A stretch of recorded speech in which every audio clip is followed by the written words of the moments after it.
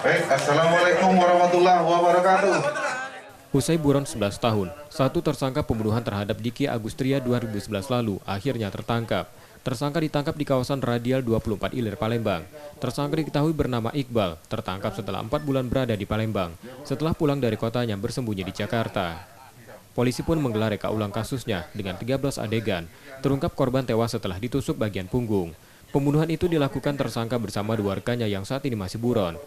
Sementara keterangan polisi menyebut motif pembunuhan karena masalah asmara. Siapa nih? Jadi rekonstruksi kasus 338 KUHP yang menyebabkan korban meninggal dunia pada tanggal 19 Desember tahun 2011. Ada berapa adegan yang kita peragakan tadi? Ada 12 adegan, yang mana dari rentetan awal dimulai dari pelaku berencana sampai adegan terakhir korban terkapar meninggal dunia dan dievakuasi oleh kakak dari korban sendiri. Kini tersangka ditahan di tahanan Polrestabes Palembang dan terancam hukuman seumur hidup. Rizky Oktora, Muklas Diferensial, Kompas TV, Palembang, Sumatera Selatan.